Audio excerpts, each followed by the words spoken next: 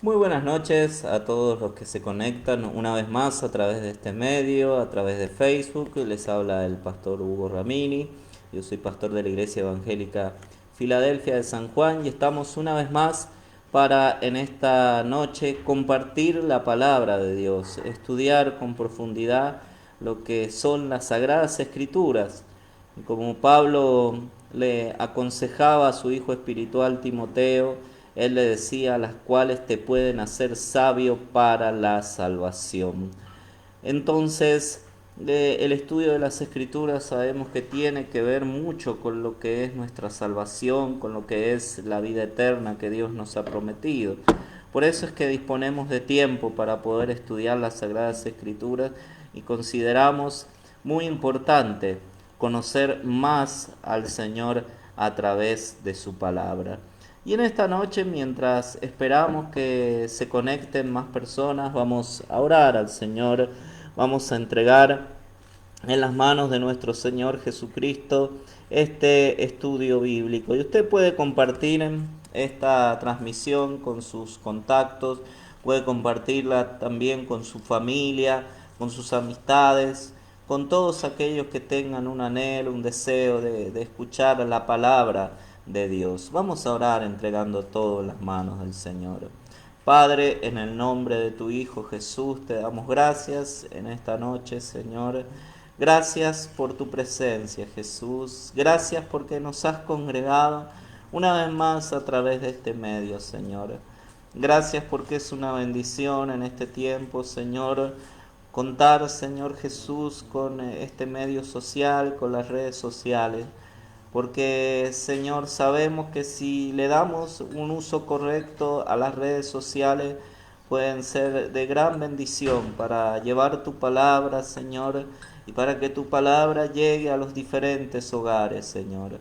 En el nombre de tu Hijo Jesús oramos, Dios mío, pidiendo tu bendición para este estudio bíblico que vamos a compartir en esta noche, Señor, pidiendo tu bendición para los oyentes, Señor, los que están en este momento, Señor, escuchando y observando esta transmisión, Señor.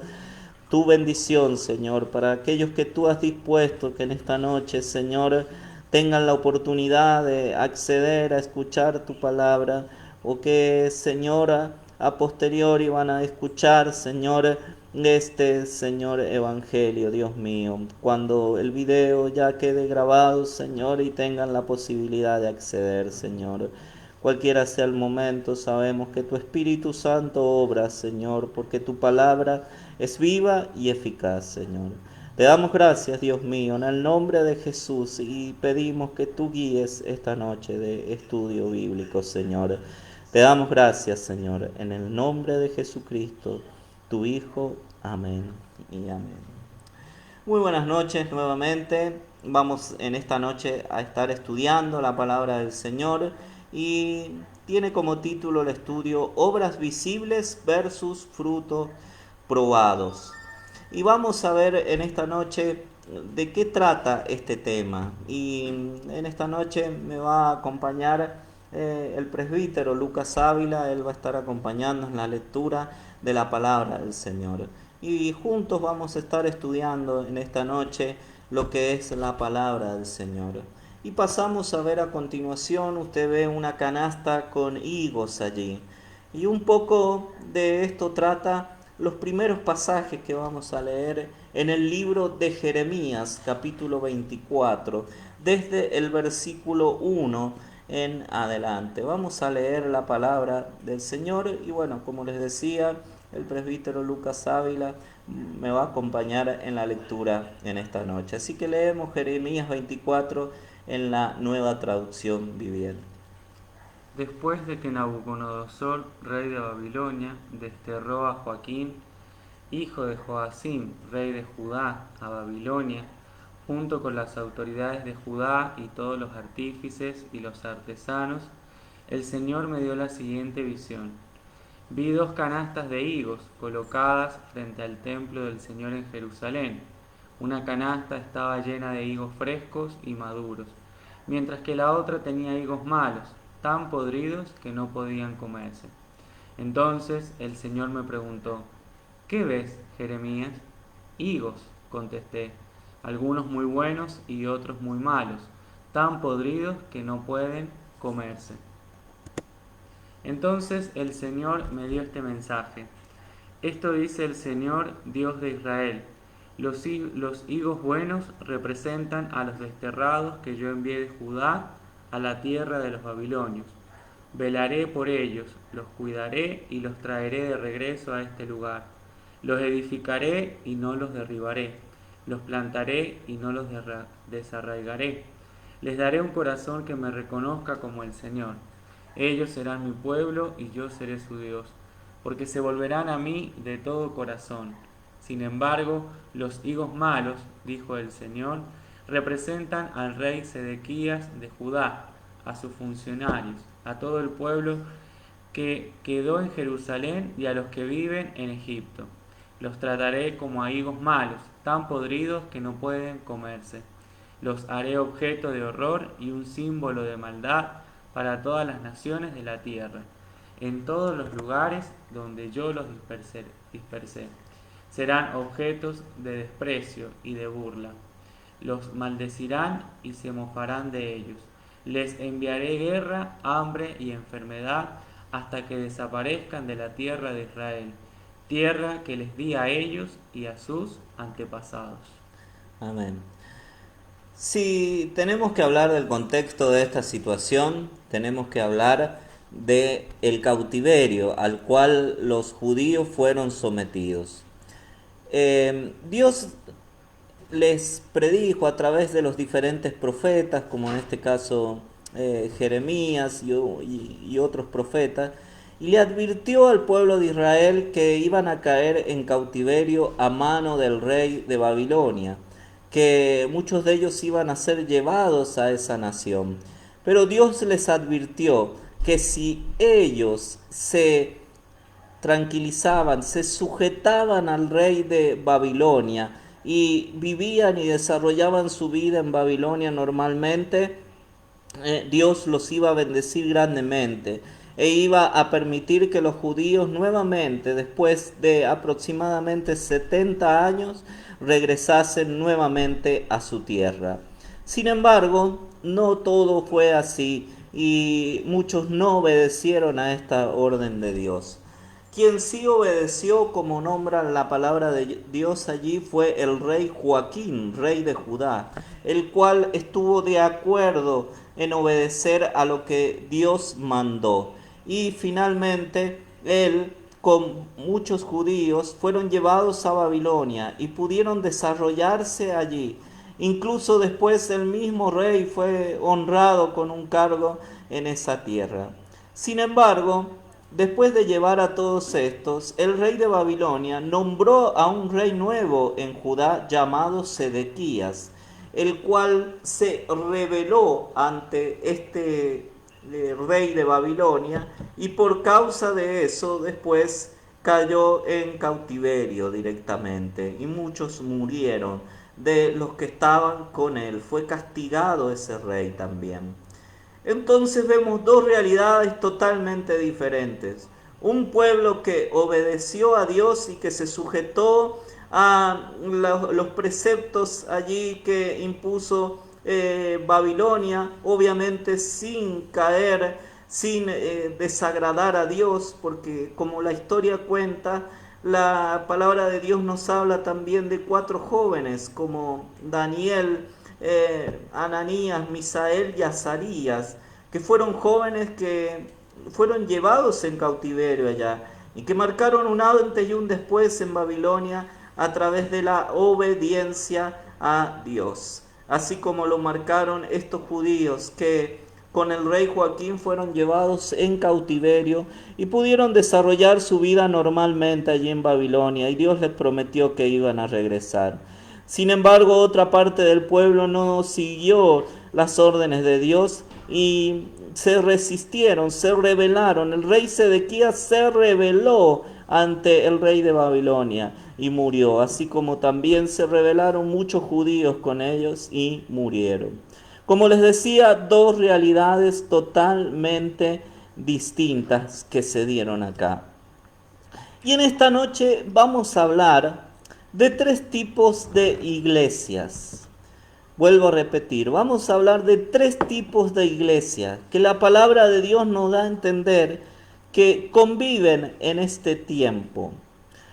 El primer tipo de iglesia lo podemos ver descrito en esta situación, donde vemos 2 bandos, 2 grupos de creyentes, unos que obedecieron a Dios y otros que no, otros que se resistieron a obedecer a Dios.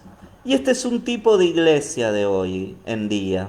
Una iglesia que quiere amar a Dios cada vez más, una iglesia que quiere agradarle a Dios, que tiene como prioridad en su vida las cosas de Dios, y otra iglesia que se resiste a obedecer a Dios.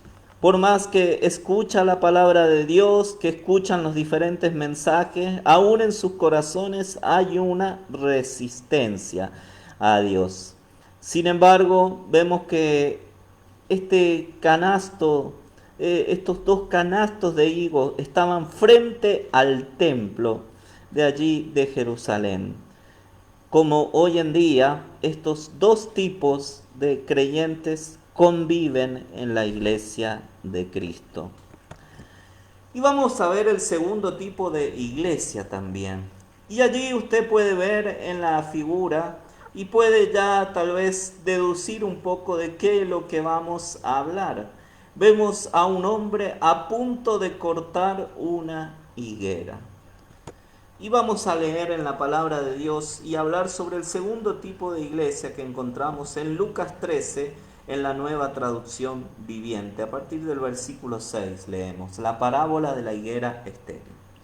Luego Jesús les contó la siguiente historia. Un hombre plantó una higuera en su jardín y regresó varias veces para ver si había dado algún fruto, pero siempre quedaba decepcionado. Finalmente le dijo al jardinero: «Llevo 3 años esperando y no ha producido ni un solo higo. Córtala, solo ocupa espacio en mi jardín». El jardinero respondió: «Señor, dale otra oportunidad. Déjala un año más y le daré un cuidado especial y mucho fertilizante. Si el año próximo da higos, bien. Si no, entonces puedes cortarla». Amén. Allí vemos a esta higuera. Según los que entienden en lo que es el desarrollo de la higuera, dice que el tiempo máximo de maduración que puede llegar a tener una higuera es de 3 años. Tiene un lapso de 3 años para poder dar frutos, para poder dar higos. De lo contrario, debe ser cortada. Y así Jesús tomó esta situación, este ejemplo, para hablar de la higuera que estaba por ser cortada. 3 años habían pasado ya. Y constantemente el Señor, el dueño de esa higuera, se había acercado a la higuera esperando fruto, pero no había producido ni un solo higo. Entonces, después de los 3 años, este Señor volvió decidido a cortar esta higuera del jardín. Sin embargo, el jardinero respondió: «Señor, dale otra oportunidad, déjala un año más, y le daré un cuidado especial y mucho fertilizante. Si el año próximo da higos, bien, si no, entonces puedes cortarla». Esto describe a una iglesia totalmente improductiva, una iglesia que lleva tiempo ya sin producir nada, sin llevar fruto. Sin embargo, acá mismo vemos en este pasaje la gracia de Dios, cómo se manifiesta, porque si tenemos en cuenta que el tiempo de maduración máximo de una higuera es de 3 años, y pasado ese tiempo debe ser cortada, sin embargo, el jardinero intercede ante el dueño de esta higuera para que ésta pueda continuar un año más. Se le da una oportunidad más para que dé fruto. Si el año próximo dice da higos, bien. Si no, entonces puedes cortarla.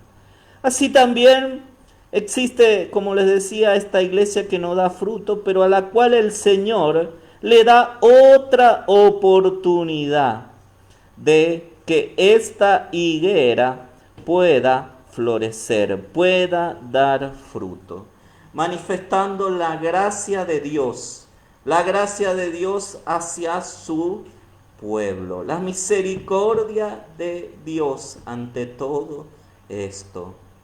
Y sabemos que el Señor Jesucristo ruega por nosotros, que el Señor intercede por nosotros ante el Padre, que tenemos un sumo sacerdote que puede compadecerse de nuestras debilidades, porque fue tentado en todo, pero sin pecado.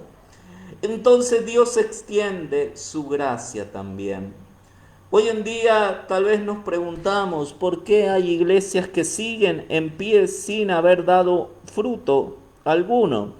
Y es porque la misericordia de Dios se ha extendido un tiempo más. Y es la oportunidad que el Señor le da a esa iglesia, a este segundo tipo de iglesia, de volverse al Señor y hacer las cosas bien.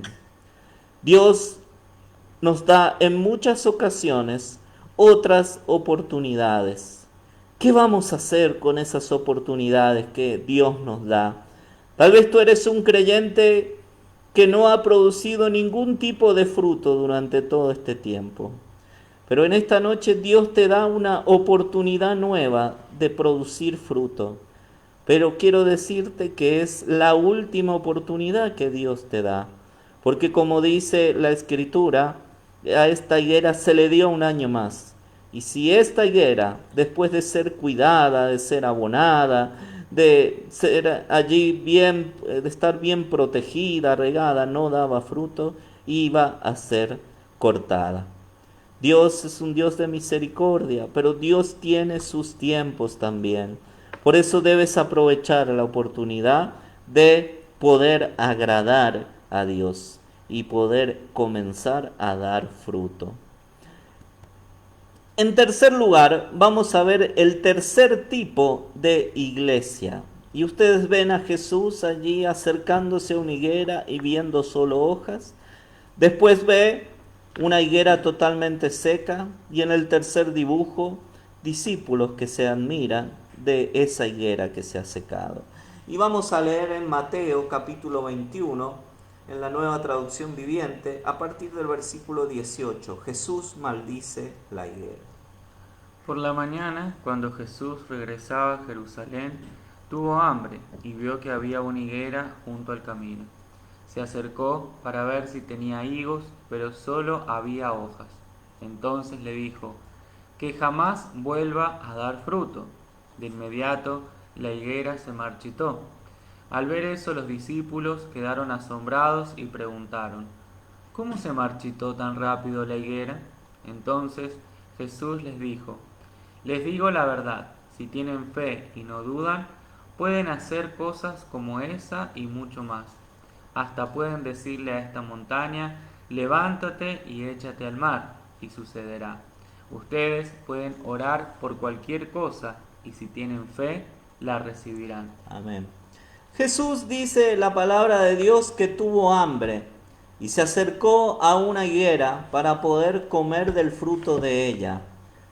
Jesús se acercó de lejos viendo las hojas, sin embargo, cuando se encontró ya allí frente a la higuera a corta distancia, vio que solamente tenía hojas y que no había fruto.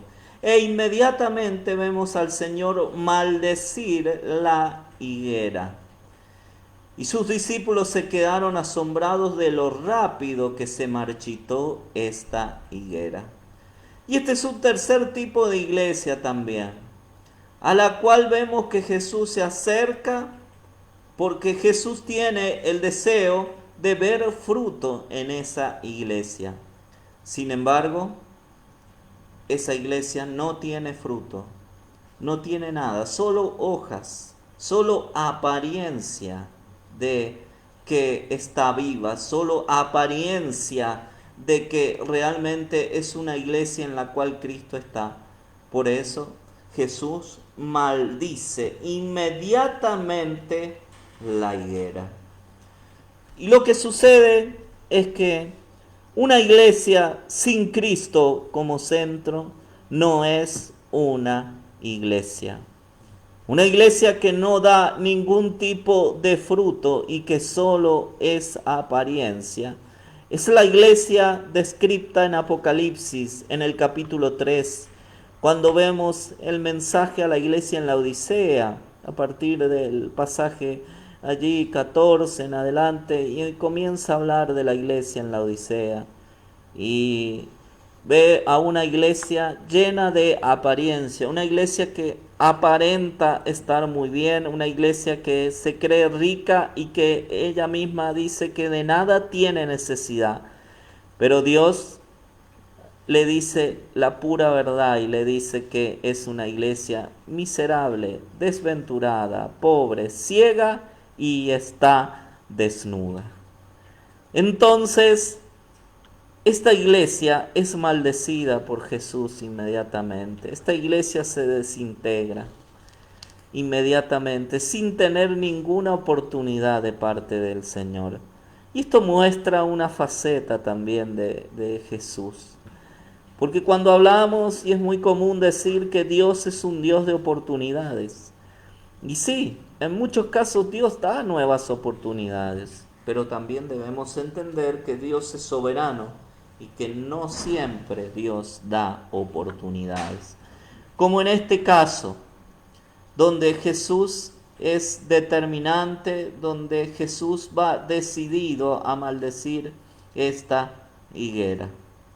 Por eso hay muchas iglesias hoy en día que se han marchitado de una manera rápida porque no hay fruto en esa iglesia. Y la apariencia que esa iglesia muestra es apariencia donde vemos a sus ministros declarar, decretar, decir que se viene un año de prosperidad muy grande y cosas así, un poco para sustentar su limitación, para sustentar el vacío espiritual que hay allí. Llenan a las personas, los oídos de las personas de palabras infladas, como lo describe el apóstol Pedro, cuando habla de los falsos profetas y de los falsos maestros. Tres tipos de iglesia vemos hoy en día. Vemos una iglesia que está compartiendo, una iglesia que obedece y otra iglesia que ha desobedecido a Dios, pero que sin embargo todavía está ahí teniendo una oportunidad, pero no hay frutos. Después vemos a otra iglesia totalmente seca, que no ha dado fruto, pero a la cual el Señor le da una oportunidad.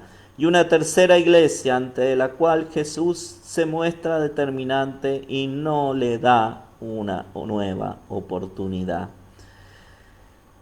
Vemos esto. Ahora la pregunta que nos podemos hacer es: ¿qué es lo que Jesús viene a ver? ¿Qué Él quiere encontrar? ¿O qué tipo de fruto quiere encontrar en la iglesia del Señor? Vamos a leer algo que nos va a ayudar a ir comprendiendo esto. En Isaías capítulo 5, en la Reina Valera 1960, a partir del versículo 1, vamos a leer. Ahora cantaré por mi amado el cantar de mi amado a su viña. Tenía mi amado una viña en una ladera fértil. La había cercado y despedregado y plantado de vides escogidas. Había edificado en medio de ella una torre y hecho también en ella un lagar. Y esperaba que diese uvas y dio uvas silvestres. Ahora, pues, vecinos de Jerusalén y varones de Judá, juzgad ahora entre mí y mi viña. ¿Qué más se podía hacer a mi viña que yo no haya hecho en ella? ¿Cómo, esperando yo que diese uvas, ha dado uvas silvestres? Os mostraré, pues, ahora lo que haré yo a mi viña. Le quitaré su vallado y será consumida. Aportillaré su cerca y será hollada. Haré que quede desierta, no será podada ni cavada, y crecerán el cardo y los espinos. y aún a las nubes mandaré que no derramen lluvia sobre ella. Ciertamente la viña de Jehová de los ejércitos es la casa de Israel, y los hombres de Judá planta deliciosa suya. Esperaba juicio, y he aquí vileza, justicia, y he aquí clamor. Amén. Allá vemos a Jesús comparando al Señor, comparando a Israel con una viña. Como vemos, allí se describe a Israel y su situación. Una viña a la cual Dios vino y se acercó a buscar fruto de ellas y solo encontró uvas silvestres. No encontró uvas dulces, no encontró uvas las cuales eran comibles, sino que encontró todo lo contrario. Y el Señor se molestó con esta viña y la dejó prácticamente la dejó desprotegida para que cualquier persona pudiese destruir esta viña. ¿Qué vino a buscar el Señor? El versículo 7 nos dice: esperaba juicio, y he aquí vileza, justicia, y he aquí clamor. Y si leemos en Isaías capítulo 5, en la palabra de Dios para todos, en el versículo 7, podemos ver también y compararlo y ver con mayor claridad qué es lo que el Señor vino a ver. Y podemos leer el versículo 7 de la palabra de Dios para todos. La nación de Israel es el viñedo del Señor Todopoderoso. La gente de Judá es su sembrado preferido. Él esperaba juicios justos, pero solo encontró derramamiento de sangre. Esperaba justicia, pero solo encontró gritos de angustia. Amén. El Señor vino a buscar en Israel, en su viña, juicios justos en primer lugar. Vino a buscar una congregación, un pueblo que pudiese discernir entre lo bueno y lo malo y que pudiese hacer juicios justos de la situación. Y cuando hablamos de juicio justo, Jesús nos dijo, nos habló, que no debemos juzgar según las apariencias, sino que debemos juzgar con justo juicio.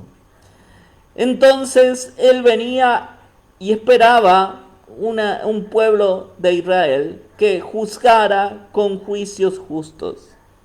Sin embargo, en primer lugar, vemos a una congregación de Israel totalmente permisiva, idólatra, inmoral, que se adaptaba según la situación a las costumbres de los dioses a los cuales los pueblos paganos adoraban. Y solo encontró, dice, derramamiento de sangre. Y cómo no acordarnos de lo que sucedió allí en los tiempos de Elías, en los tiempos de Israel, cuando se rendía culto a otro dios. Y había uno de los dioses, era Moloc, al cual se sacrificaban niños y se derramaban sangre de esos niños. Se adoraba otro dios llamado Baal también. Dioses Acera, dioses inmorales, a los cuales rendían culto por medio de la inmoralidad. Y hoy en día la iglesia del Señor también está carente de discernimiento, carente de juicios justos. Y también dice que esperaba justicia, pero solo encontró gritos de angustia. Y si vemos en la palabra de Dios, podemos encontrar una explicación a lo cual el Señor se refiere con justicia. Y podemos leer Hebreos 5 en la Nueva Traducción Viviente, un llamamiento al crecimiento espiritual. A partir del versículo 11 leemos. Nos gustaría decir mucho más sobre este tema, pero es difícil de explicar, sobre todo porque ustedes son torpes espiritualmente y tal parece que no escuchan. Hace tanto que son creyentes que ya deberían estar enseñando a otros. En cambio, necesitan que alguien vuelva a enseñarles las cosas básicas de la palabra de Dios. Son como niños pequeños que necesitan leche y no pueden comer alimento sólido. Pues el que se alimenta de leche sigue siendo bebé y no sabe cómo hacer lo correcto. El alimento sólido es para los que son maduros, los que a fuerza de práctica están capacitados para distinguir entre lo bueno y lo malo. Amén. Qué interesante lo que Dios habla acá, que dice que pues el que se alimenta de leche sigue siendo bebé. Leche se refiere a las doctrinas básicas y no sabe cómo hacer lo correcto. No tiene discernimiento, como les decía, no tiene juicios justos. Y la Reina Valera 1960 habla de una advertencia contra la apostasía. El no tener ese fruto tan importante del juicio justo es haber caído en apostasía. El no saber distinguir claramente entre lo bueno y lo malo. Y cuando me refiero a bueno y malo, no me estoy refiriendo a lo básico, no me estoy refiriendo hacia si es bueno tomar alcohol o no, si es bueno la fornicación o no. No me estoy refiriendo a cosas concretas, me estoy refiriendo a cosas aún más profundas que parten de diferentes actitudes y que tiene que ver también hasta con las intenciones con las cuales se realizan las cosas. Dice, los que son maduros, los que a fuerza de práctica están capacitados para distinguir entre lo bueno y lo malo, dice la palabra de Dios. Los que a fuerza de práctica. Y podemos leer también en Hebreos 5 y compararlo con la Reina Valera 1960. Leemos el versículo 13 y 14. Y todo aquel que participa de la leche es inexperto en la palabra de justicia, porque es niño, pero el alimento sólido es para los que han alcanzado madurez, para los que por el uso tienen los sentidos ejercitados en el discernimiento del bien y del mal. Amén.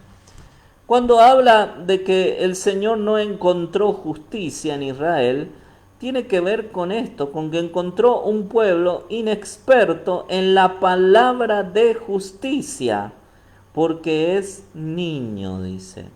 Entonces, la palabra de justicia, y ser inexperto en la palabra de justicia, como hemos leído anteriormente, tiene que ver con no practicar la palabra de Dios. Porque nos conformamos muchas veces con oír solamente la palabra. Y nos gozamos y nos deleitamos y nos vamos contentos. Pero si eso no se lleva a la práctica, no hay crecimiento en el creyente. No hay ningún tipo de crecimiento alguno. Porque dice, los que han madurado, los que tienen derecho al alimento sólido, es los que a fuerza de práctica están capacitados para distinguir entre lo bueno y lo malo. La palabra de Dios nos da ese discernimiento cuando es inspirada por el Espíritu Santo y tenemos la posibilidad de discernir entre lo bueno y lo malo. Y cuando lo llevamos a la práctica a eso, estamos alcanzando madurez y genera aún, es como una retroalimentación, que sigamos creciendo en el discernimiento de lo bueno y lo malo. O sea, comenzamos a discernir entre lo bueno y lo malo, practicamos, nos volvemos expertos en la palabra de justicia, en la práctica de la palabra de Dios, y lo que ganamos es más discernimiento de las cosas. No podemos enfrentar estos tiempos con el discernimiento del día anterior, con el discernimiento de otros tiempos. Y acá voy a plantear un ejemplo que muchas veces se da y se toma como ejemplo la parábola del hijo pródigo. Y se cree, una creencia de que todo aquel que se ha ido del Señor va a regresar, sí o sí, porque es un hijo pródigo. Y necesitamos el discernimiento para saber cuáles son las personas que son verdaderamente hijos pródigos y cuáles son las personas que no tienen interés en volver.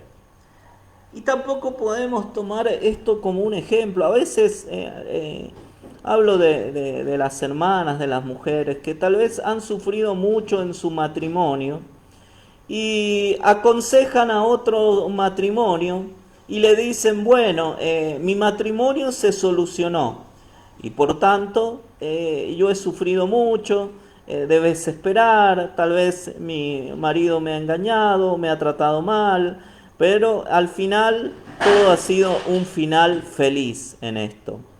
Sin embargo, después se aconseja de la misma manera a otro matrimonio y se lo aconseja de la misma manera y se genera en muchas ocasiones falsas expectativas o esperanza en la otra persona, en la otra mujer que tal vez ha vivido lo mismo. ¿Y qué quiero decir con esto? Que la palabra de Dios debe ser entendida en su totalidad, en su contexto. Y la Biblia también habla de los hijos pródigos, pero también habla de los tiempos peligrosos.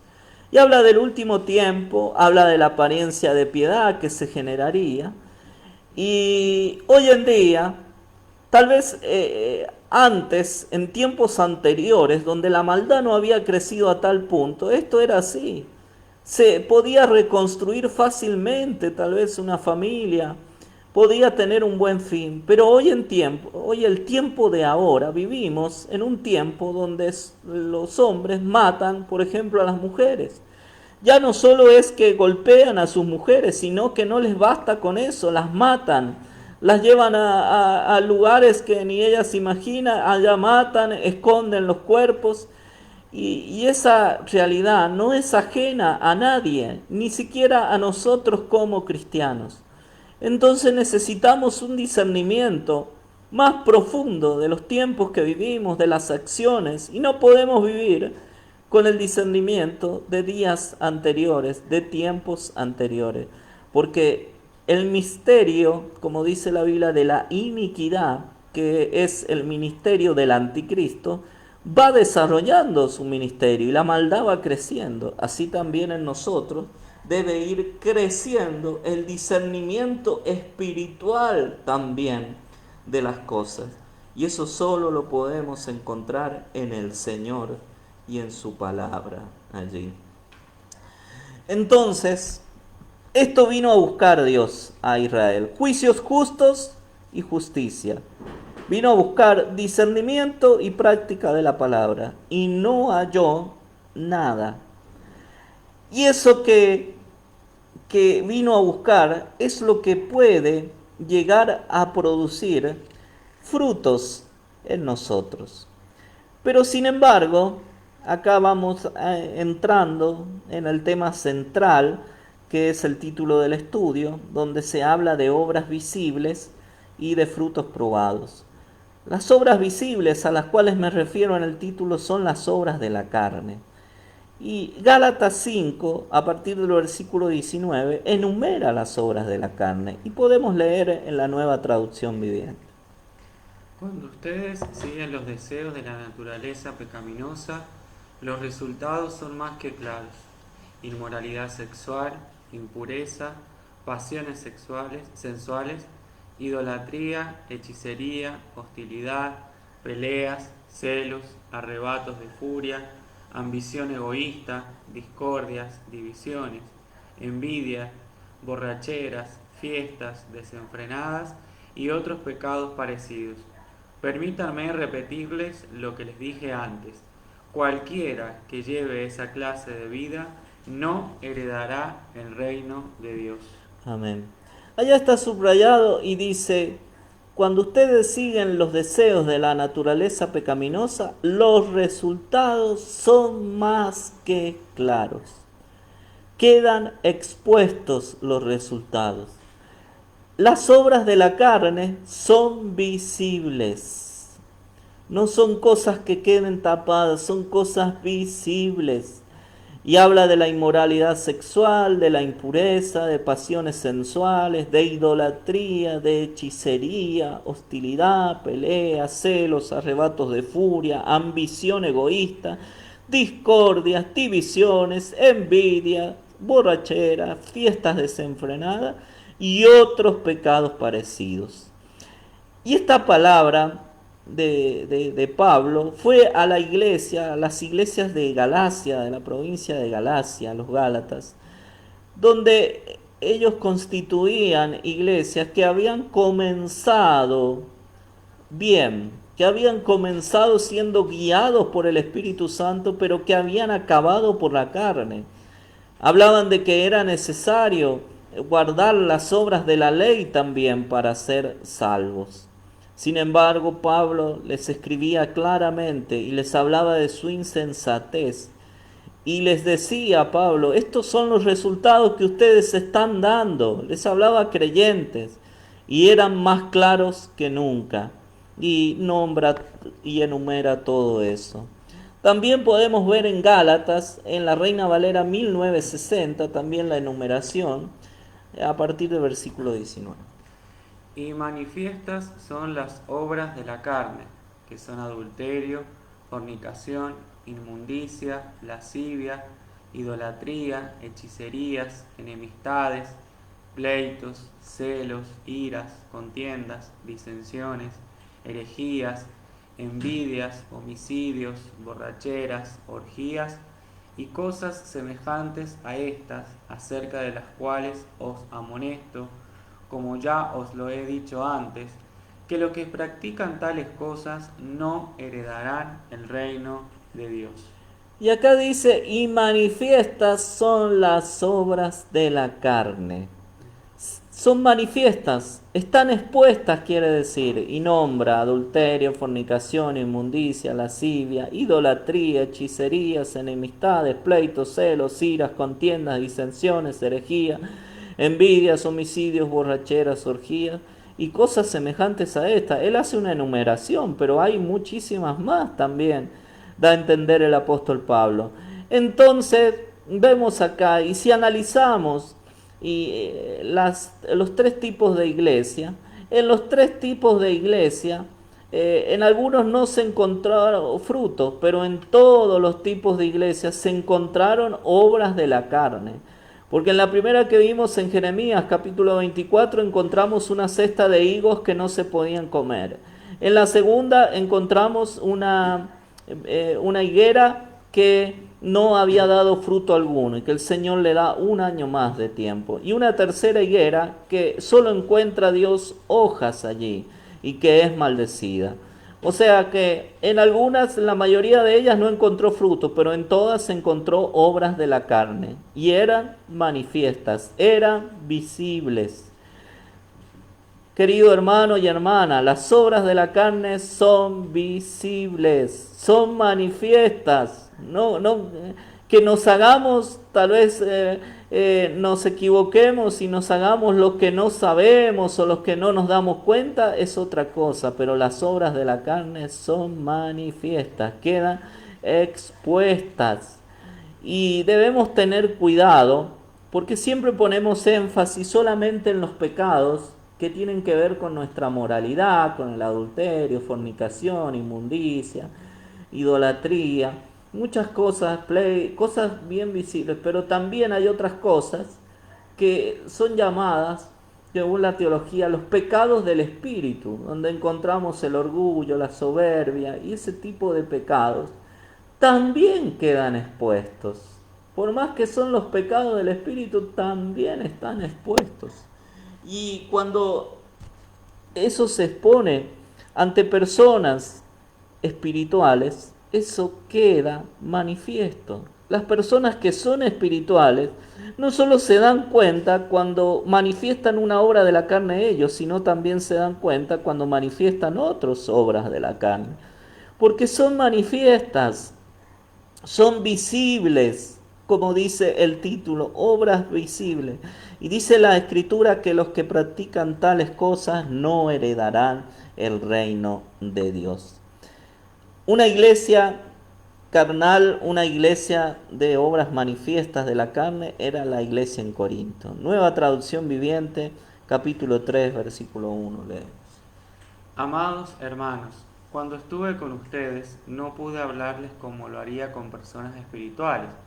Tuve que hablarles como si pertenecieran a este mundo o como si fueran niños en Cristo. Tuve que alimentarlos con leche, no con alimento sólido, porque no estaban preparados para algo más sustancioso. Y aún no están preparados, porque todavía están bajo el control de su naturaleza pecaminosa. Tienen celos unos de otros y se pelean entre sí. ¿Acaso eso no demuestra que los controla su naturaleza pecaminosa? ¿No viven como la gente del mundo? Cuando uno de ustedes dice, yo soy seguidor de Pablo, y otro dice, yo sigo a Apolos, ¿no actúan igual que la gente del mundo? Amén. Dice Pablo en forma de pregunta, ¿acaso eso no demuestra que los controla su naturaleza pecaminosa? Y habla de los celos, de las peleas, de obras visibles también que había en la iglesia en Corinto. Y algunos se habían afiliado detrás de diferentes siervos de Dios, unos de Pablo, otros de Apolos, otros de Cefas. Los más extremos decían, yo no soy de nadie, soy de Cristo nomás. Y todos se habían afincado, todos se habían alineado detrás de un líder allí, siguiendo a un determinado líder. Entonces, en la escritura vemos claramente que Pablo puede ver claramente las obras de la carne que hay en la iglesia en Corinto. Eran obras que estaban expuestas a la vista de todos. Y Pablo podía verlo porque era una persona espiritual.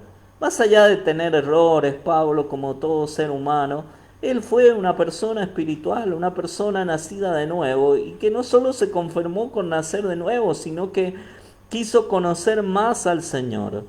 Y era una persona madura, pero él no podía alimentarlos con alimento sólido a ellos, porque eran personas carnales, eran personas en las cuales las obras de la carne eran manifiestas y visibles. ¿Cómo puede ser que a veces nos dejemos llevar por miradas, por gestos o por cosas semejantes a esa? Y creemos de esa manera que alguien no nos quiere, que no nos acepta, que esto, que estoy haciendo mal, o tal vez lo clásico, cuando tal vez no estoy predicando, estoy haciendo algo que tal vez acostumbraba a hacer. No hay un análisis personal de lo que está sucediendo, no se analiza la persona a sí mismo, sino dice, no, algo le pasa, que algo le pasa al pastor conmigo, algo le pasa al ministerio conmigo, algo tiene en contra, pero nunca hay un análisis personal de decir qué estaré haciendo mal. Cuando lo primero que debemos hacer y que la Biblia nos aconseja, y sobre todo como ministros, le dice Pablo a un ministro llamado Timoteo, ten cuidado de ti mismo en primer lugar. Le dice a los ancianos de la iglesia en Éfeso, mirad por vosotros primeramente. Entonces tiene que haber un análisis personal. No podemos vivir la vida omitiendo nuestras responsabilidades. Así debe ser, debe haber un análisis personal, primeramente de nosotros. Debemos analizarnos a nosotros mismos. Incluso debemos analizarnos si seguimos siendo personas espirituales o solamente somos cristianos nominales. Debemos ser bien profundos en el análisis que hacemos, y para que haya profundidad debemos pedirle al Señor que escudriñe nuestros corazones a través de su Espíritu Santo. Un ejemplo de obras de la carne visible, Génesis 4, en la Nueva Traducción Viviente, a partir del versículo 5, lo encontramos en la historia de Caín y Abel. Pero no aceptó a Caín ni a su ofrenda. Esto hizo que Caín se enojara mucho y se veía decaído. ¿Por qué estás tan enojado?, preguntó el Señor a Caín. ¿Por qué te ves tan decaído? Serás aceptado si haces lo correcto, pero si te niegas a hacer lo correcto, entonces ten cuidado. El pecado está a la puerta, al acecho y ansioso por controlarte, pero tú debes dominarlo y ser su amo. Amén. Qué interesante acá, en la situación de Caín y Abel, que Dios le dice a Caín, ¿por qué te ves tan decaído? Y no solamente lo vio Dios, sino que ya el autor del libro de Génesis, que fue Moisés, describe mucho antes también que ya se veía Caín decaído, porque el pecado se había ya apoderado de él, estaba a punto de matar a su hermano. Y eso era manifiesto. También le dice, ¿por qué estás tan enojado? Habían obras de la carne que eran manifiestas en Caín. Y estas obras de la carne se manifestaron inmediatamente después de que Dios acepta la ofrenda de Abel y rechaza la de Caín. Inmediatamente se veía decaído. En una oportunidad también me contaron un testimonio de un creyente que era pastor de una iglesia en su momento, y había alguien que anhelaba también allí el pastorado y que buscaba de todas las maneras posibles de poder hacer tropezar a otros para que el pastor de turno lo mirara a él. Y dice que en una reunión este pastor, señaló, porque este que anhelaba realmente eso, quería hacer caer a otro que estaba allá al lado de ese pastor, que era el más cercano a ese pastor. Y este pastor se pronunció y dijo en ese momento, porque había dejado casualmente el pastorado y muchos pedían que lo volviera a retomar. Y él dijo en ese momento, está bien, yo retomo el pastorado, pero que esa persona que ha estado siempre a mi lado siga a mi lado. Y esa persona que se vio, que anhelaba ese lugar en ese momento, que no le importaba que tropezaran cuantas personas se le cruzaran por el camino con tal de llegar a ser pastor, porque había visto el pastorado como un arma de poder, se dicen, me cuentan a través de ese testimonio que su semblante decayó totalmente, que cambió, y de ser una persona que estaba al lado del pastor permanentemente, que conversaba con él, se puso en contra de él y se puso y lo agredió, y eran reuniones donde lo agredía hasta que finalmente se fue de la iglesia. Y así sucede en la práctica. Las obras de la carne son visibles y manifiestas inmediatamente, se manifiestan. Son de rápido manifestarse las obras de la carne. Después vemos en Segunda de Crónicas, hemos visto las obras de la carne y vamos a seguir viendo otro ejemplo en Segunda de Crónicas 26, palabra de Dios para todos, a partir del versículo 16.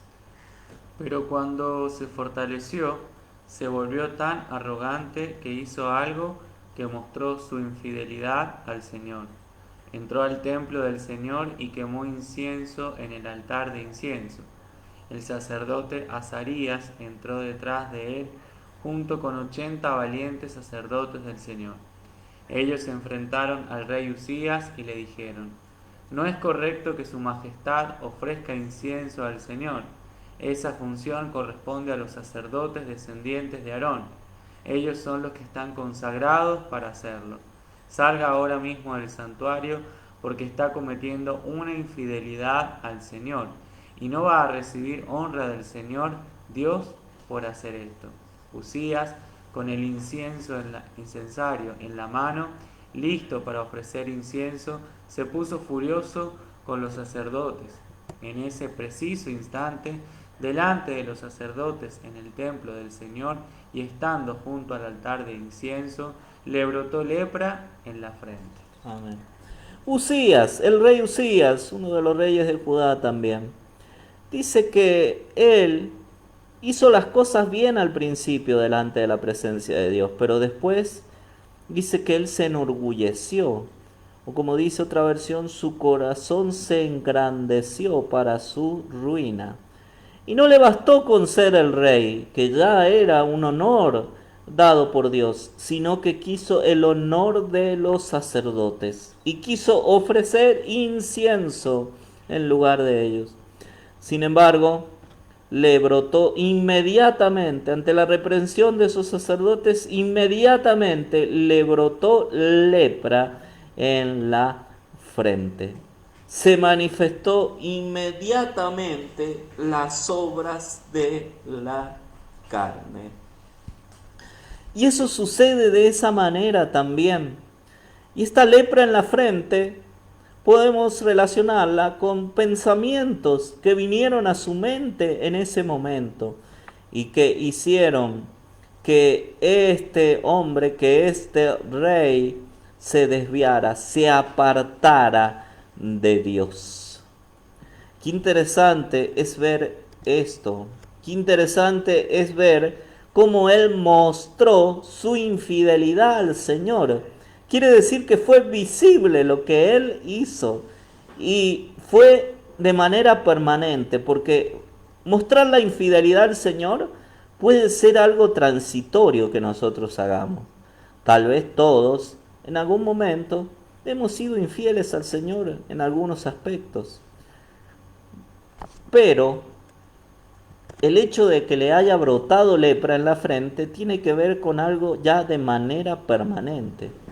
Y este rey Usías vivió toda su vida, el resto de su vida, apartado en una casa por causa de la lepra en la frente.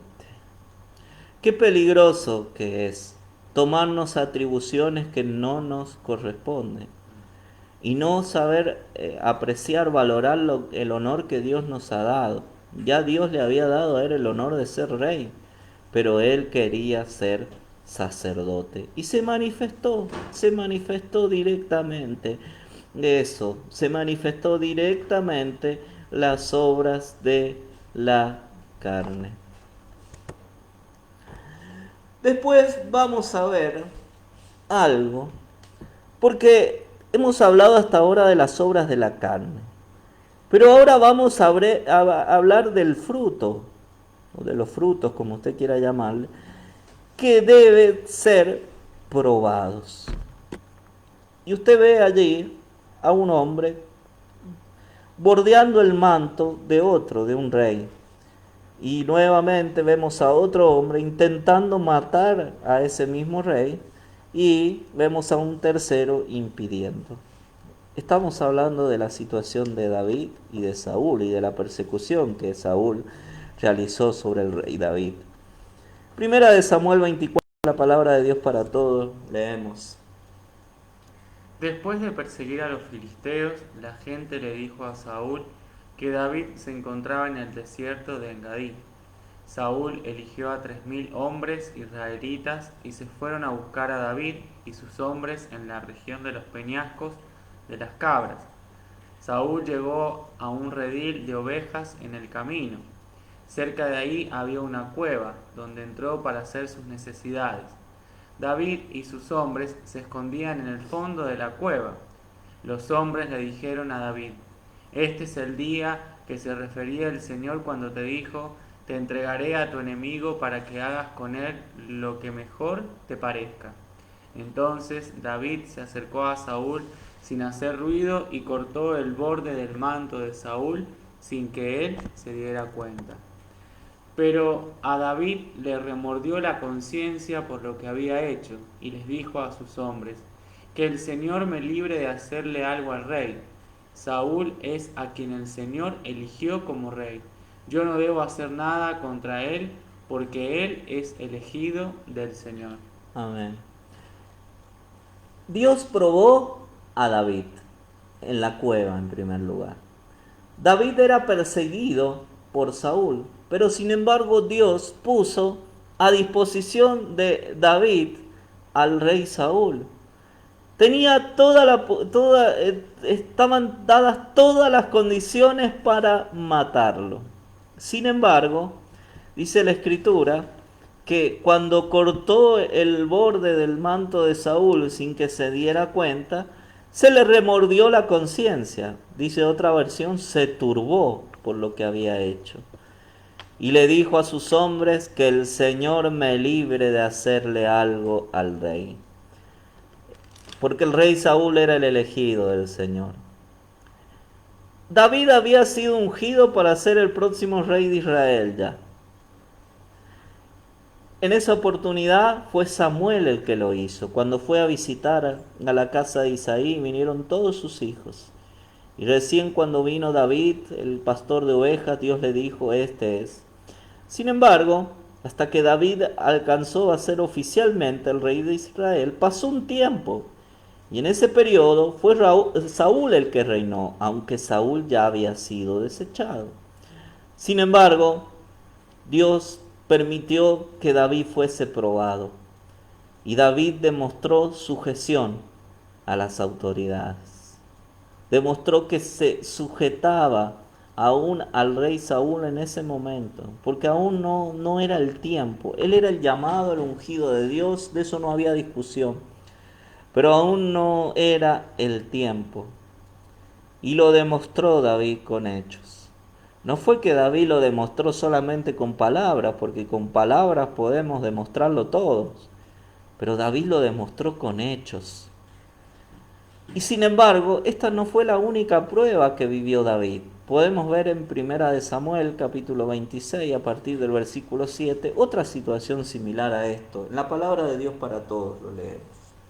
Cuando se hizo de noche, David y Abisai fueron al campamento de Saúl y lo encontraron dormido dentro del campamento, con su lanza clavada en la tierra a su cabecera.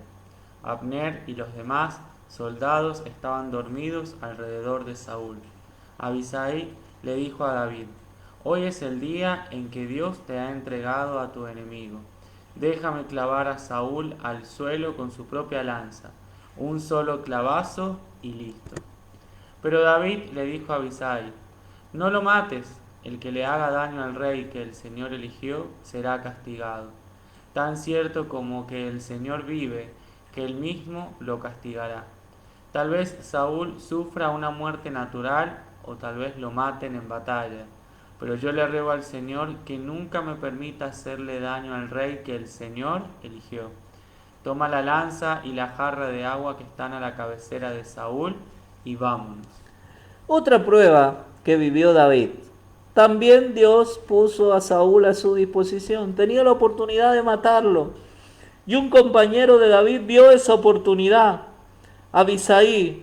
Él lo iba a matar por sus propios medios. Pero sin embargo David le dijo, no lo mates. El que le haga daño al rey que el Señor eligió será castigado. Y después dice la madurez de David, tal vez Saúl sufre una muerte natural o tal vez lo maten en batalla, pero yo le ruego al Señor que nunca me permita hacerle daño al rey que el Señor eligió. Fue probado ese fruto. Si hablamos del fruto del Espíritu, usted los conoce, los vamos a enumerar también algunos versículos más adelante. Tenemos el fruto de la paciencia.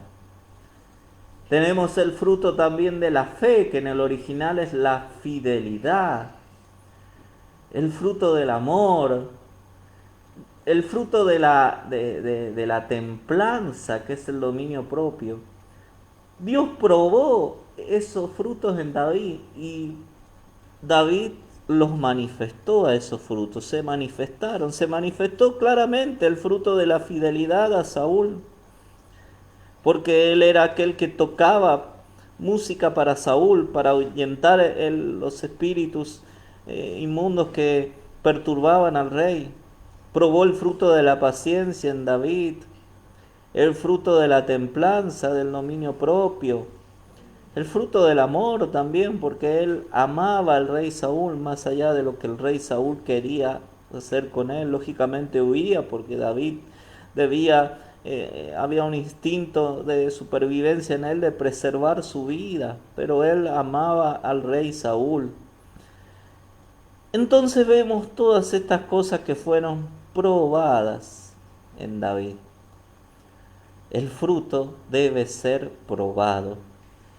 Y David dio fruto porque, volviendo a lo anterior que hablábamos, en él había un justo juicio de la situación y había una práctica de la palabra de justicia, de esta palabra que encontramos en Salmos capítulo 105, versículo 15. No toques, dijo, a mis ungidos, ni hagas mal a mis profetas. David se transformó en un experto en esta palabra de justicia. Y mientras Saúl fue el ungido de Dios, no lo tocó. Mientras Saúl estuvo en su cargo, no lo tocó. David dio fruto, y vuelvo a repetir, porque en él había un justo juicio de la situación, ya que él no era el rey de Israel aún, todavía seguía siendo Saúl. Y hubo una práctica de la palabra de justicia, una experiencia en la palabra de justicia, donde él tenía presente este salmo que dice: no toquéis, dijo, a mis ungidos, ni hagáis mal a mis profetas. Cada árbol se conoce por su fruto. Mateo capítulo 7, palabra de Dios para todos, a partir del versículo 15 leemos. Tengan cuidado con los falsos profetas, pues ellos están disfrazados de mansas ovejas, pero por dentro son lobos feroces. Ustedes los reconocerán por la clase de fruto que den. El bien no viene de la gente mala, así como las uvas no se recogen de los espinos, ni los higos se recogen de los cardos.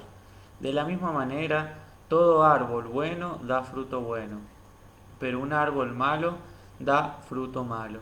Un buen árbol no puede dar fruto malo, ni tampoco un árbol malo puede dar fruto bueno. Todo árbol que no dé fruto bueno será cortado y echado al fuego. Por eso digo que reconocerán a los falsos profetas por la clase de fruto que den. No todo el que afirma que yo soy su Señor entrará en el reino de Dios. Solo entrará el que obedezca a mi Padre que está en el cielo. Vendrá el día en que muchos me van a decir: tú eres nuestro Señor, nosotros profetizamos en tu nombre y por ti echamos fuera demonios. Además, hicimos muchos milagros en tu nombre. Entonces le diré claramente: nunca los conocí. Apártense de mí, porque ustedes se dedicaron a hacer el mal. Amén. Se habían manifestado diferentes obras en ellos, pero no había fruto en ellos, no estaba el fruto del Espíritu. Y el Señor, en la palabra de Dios para todos, no hace una separación como la Reina Valera 1960 entre el pasaje 20 y el 21, sino que todo lo pone dentro de lo mismo. Y dice: no todo el que afirma que yo soy su Señor entrará en el reino de Dios, solo entrará el que obedezca a mi Padre que está en el cielo. Acá no se trata de decir que Jesús es mi Señor solamente. No se trata de cumplir una función solamente, sino acá se trata de dar fruto, de que en mi vida florezca el fruto del amor, del gozo, de la paz, de la paciencia, de la benignidad, de la fe, de la mansedumbre, de la templanza. Contra tales cosas, dice la palabra del Señor, no hay ley. Pero acá hay algo que se opone al fruto, y es el orgullo religioso. En estos personajes, en estos religiosos, había un orgullo religioso de sobremanera, porque Jesús dijo: vendrán en aquel día diciendo: tú eres nuestro Señor, nosotros profetizamos en tu nombre, por ti echamos fuera demonios, hicimos muchos milagros en tu nombre. Había un orgullo, una vanagloria religiosa en sus vidas, de una vanagloria de años de evangelio, de años de ministerio, que quedaba expuesta. Sin embargo, el Señor les dijo: apártense de mí, porque ustedes se dedicaron a hacer el mal, porque no dieron fruto, eran apariencia nomás. Y después vemos también en Mateo capítulo 3, en la palabra de Dios para todos, a partir del versículo 7. Cuando Juan vio que muchos fariseos y saduceos venían para ser bautizados, les dijo: partida de víboras, ¿quién les advirtió que escaparan de la ira de Dios que está por venir? Vivan de tal manera que demuestre que realmente han cambiado, y no me vengan con que Abraham es nuestro antepasado, porque les aseguro que Dios puede convertir hasta estas piedras en descendientes de Abraham. Amén. Otra vez vemos acá obras de la carne, y vemos en este caso un orgullo religioso. Nuevamente se manifiesta el orgullo religioso. El orgullo religioso va en contrapartida, va contra el fruto del Espíritu. Y esto es lo que sucedía. Ellos decían: Abraham es nuestro antepasado. Pero sin embargo, Juan el Bautista dijo: ni se les ocurra decir Abraham es nuestro antepasado, porque les aseguro que Dios puede convertir hasta estas piedras en descendientes de Abraham. Algo que caracterizó a la cultura judía religiosa fue el orgullo religioso. Algo que caracteriza a la iglesia evangélica de hoy en día es el orgullo religioso que existe. Y esto va en contrapartida con el fruto del Espíritu, porque si no hay fruto, no tenemos de qué gloriarnos. Y aún Pablo decía: si me voy a gloriar en algo, me gloriaré en la cruz del Señor Jesucristo. El orgullo religioso es el pecado de nuestro tiempo, es el pecado del último tiempo, y que va en contrapartida. Para dar fruto, como les decía, tenemos que tener discernimiento y practicar la palabra. Gálatas capítulo 5, versículo 22, leemos el fruto del Espíritu. Mas el fruto del Espíritu es amor, gozo, paz, paciencia, benignidad, bondad, fe, mansedumbre, templanza. Contra tales cosas no hay ley.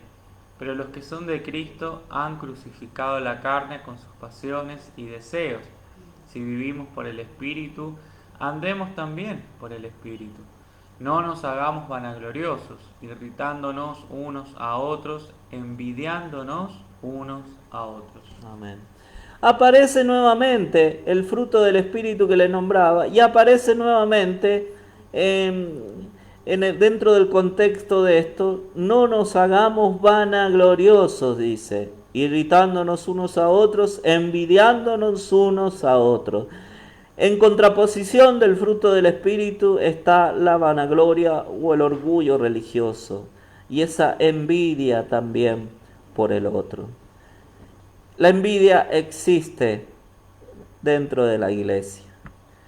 Y no se da muchas veces la envidia solamente porque aquel puede llegar a tener más que yo en cuanto a posesiones materiales, en cuanto a un desarrollo académico, sino que también se da envidia en el ámbito ministerial. Hay envidia, existe envidia de los diferentes ministerios. ¿Por qué a él y no a mí? Es la palabra que siempre utilizamos, y vuelvo a repetir: nunca me analizo cómo estoy yo desarrollando, sino que me fijo en el que está enfrente, en el que está a mi lado. Todo esto va en contraposición con el fruto del Espíritu. El fruto del Espíritu es probado por Dios. Es probado, como Jesús dice que tuvo hambre y se acercó, pero no encontró directamente nada. Entonces maldijo inmediatamente la higuera. Y yo creo particularmente que este hombre no debe haber cortado la higuera después de los 3 años, porque debe haber visto alguna esperanza, algo de algún fruto allí. Pero cuán importantes son los frutos, o el fruto del Espíritu, mejor dicho. Pero el fruto del Espíritu es probado. En cambio, las obras de la carne son manifiestas, son claras, son visibles y se dan de inmediatamente. Las obras de la carne son inmediatas. Y pongo un ejemplo.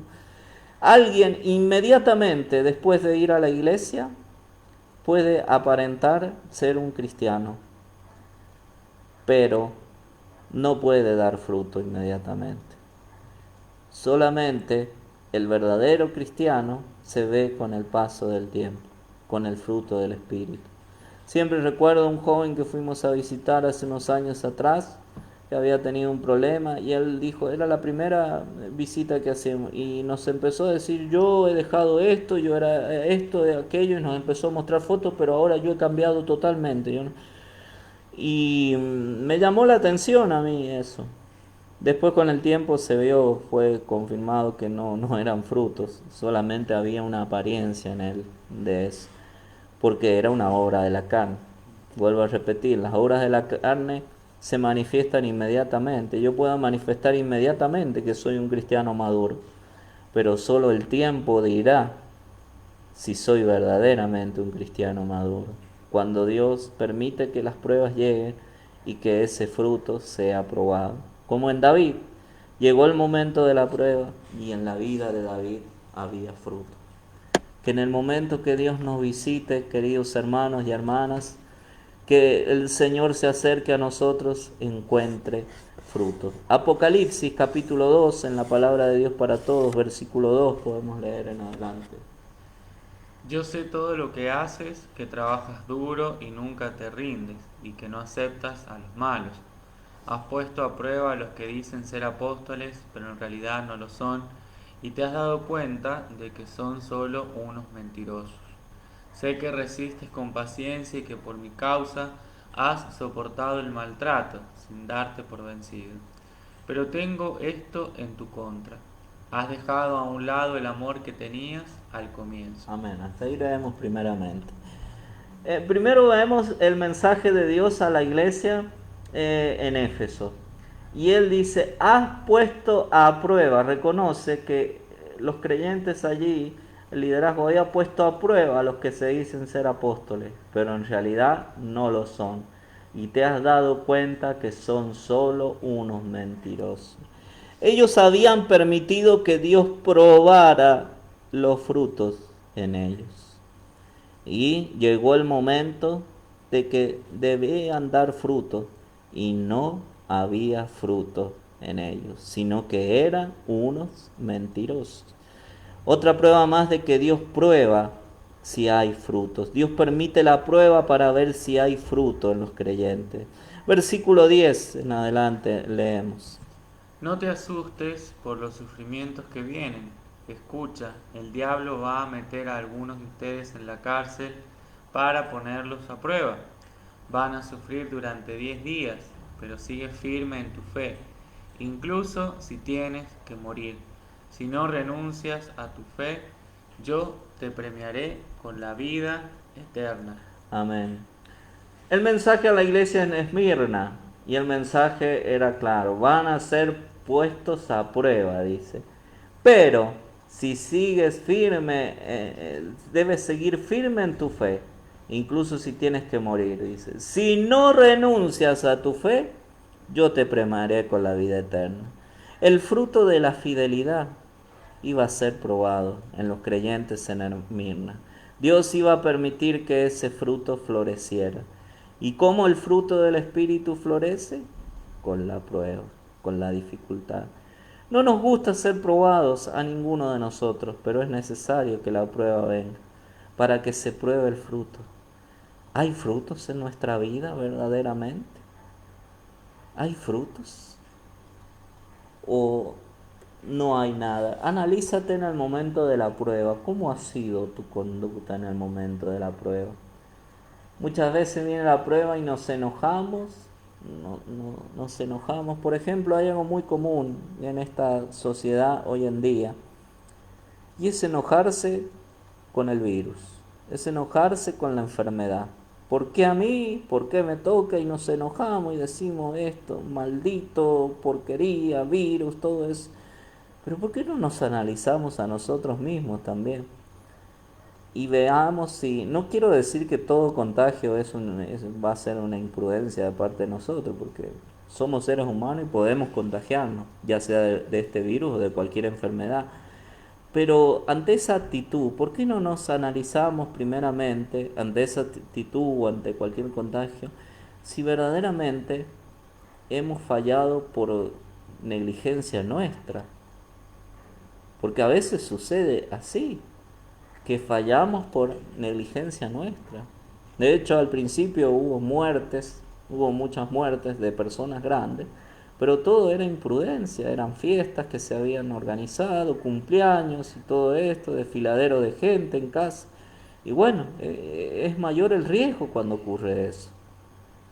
Por eso debemos analizarnos a nosotros mismos, no hacer responsable, hacemos responsable a las enfermedades, hacemos responsable a los sistemas políticos, sistemas religiosos, todo eso, pero nunca nos analizamos nosotros, nunca somos los responsables nosotros.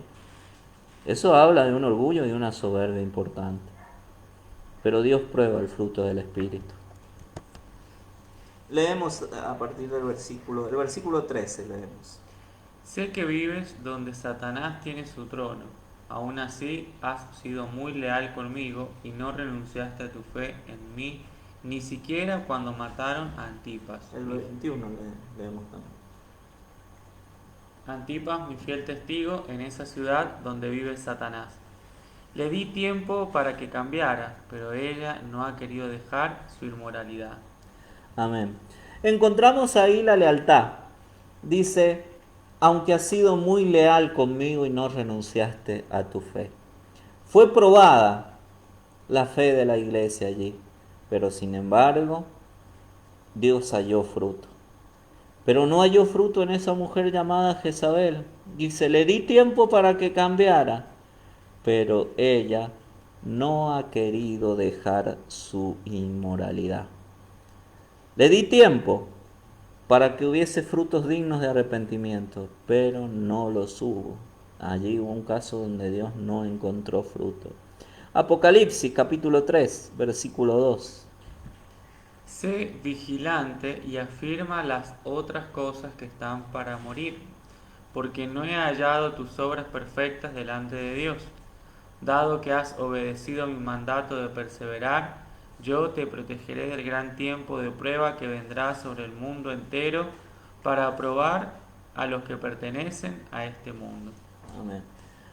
A una iglesia Dios la había probado, pero no había hallado sus obras perfectas. No había encontrado fruto en ella.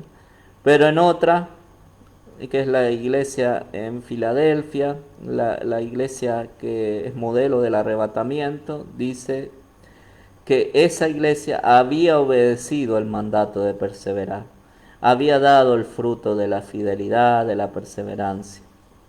Y por tanto Dios iba a proteger a esa iglesia de un tiempo aún peor que iba a venir. Si damos fruto, Dios nos puede proteger aún de cosas peores que pueden venir sobre este mundo. Pero es fundamental el fruto del Espíritu. Qué interesante es todo lo que hemos visto. Y ya para finalizar, vuelvo al título. ¿Qué ha encontrado Dios en mi vida? ¿Obras de la carne visibles? ¿O ha probado y encontró fruto? Jesús tiene hambre. Es un tiempo en el que Jesús tiene hambre. Y el hambre que tiene Jesús es el hambre de encontrar fruto en la iglesia. Jesús se acerca en esta noche a ti y a mí porque quiere encontrar fruto en nuestra vida. ¿Lo va a encontrar? ¿Qué hay en nosotros? ¿Qué hay en nuestra vida? Que en esta noche Dios pueda pasar ese escáner por nuestras vidas y que pueda desnudar nuestro corazón y que, como oraba el rey David, Señor, prueba mi corazón, examínalo y ve si hay maldad en él.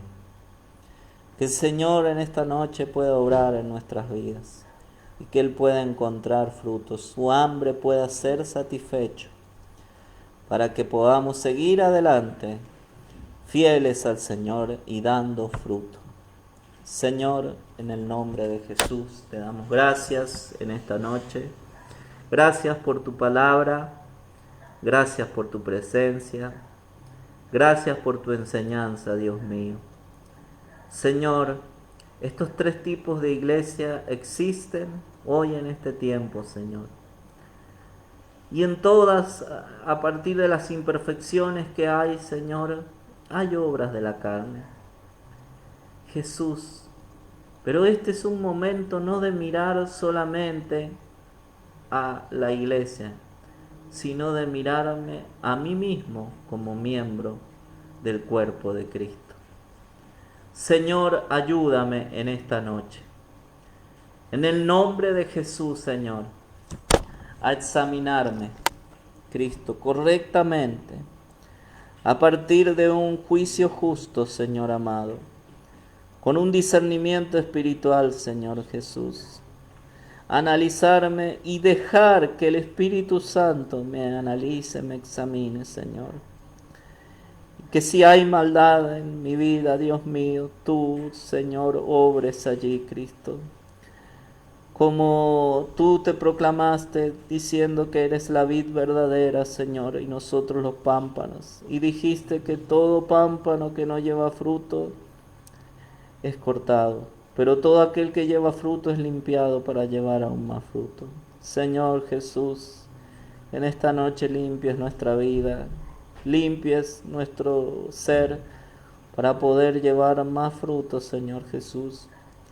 Y si estamos a punto de ser cortados, Señor, que en esta noche haya arrepentimiento en nuestras vidas, que nos concedas el don del arrepentimiento para comenzar a dar frutos dignos de arrepentimiento, Señor.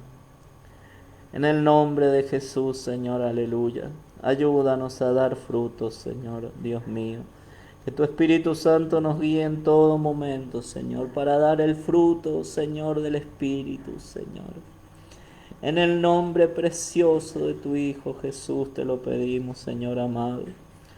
En esta noche tú te has acercado a nosotros, Señor, que puedas encontrar fruto, que tu hambre pueda ser satisfecho, Señor Jesús, para que en mi vida, Señor, sea, Señor, bendecida, Señor, y no maldecida, Jesús, Señor, y asimismo pueda dar de comer a muchos, Señor amado, con un verdadero evangelio, Señor, que tiene un justo juicio, Señor, y una práctica de la palabra de justicia, Señor, de tu evangelio, no solamente de las verdades básicas, sino también de aquellas que nos estás enseñando, que nos enseñas y que son profundas, Señor.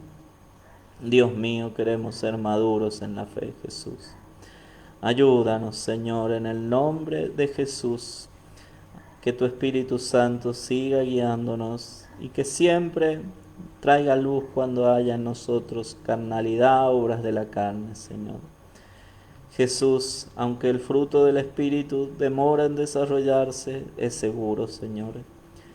Y, Señor Jesucristo, es parte de la vida eterna, Dios mío también. Pero ninguno que realiza las obras de la carne, dice la palabra, ninguno que practica, que tiene como práctica las obras de la carne, heredará el reino de Dios. Ninguno que hace de las obras de la carne su costumbre o su habitualidad, heredará el reino de Dios. Pero nosotros no queremos retroceder, queremos dar frutos, Señor Jesucristo, porque por los frutos somos conocidos. Señor, te damos gracias y dejamos todo en tus manos, dejamos cada una de nuestras vidas en tus manos, Señor, para que tú sigas trabajando en nuestras vidas y limpies lo que debas limpiar, Señor, y des crecimiento a aquello que ya está, Señor, que el fruto del Espíritu siga desarrollándose en nuestras vidas. En el nombre de Jesús, amén y amén. Amén, queridos hermanos que nos han escuchado en esta noche, a aquellos que se han conectado.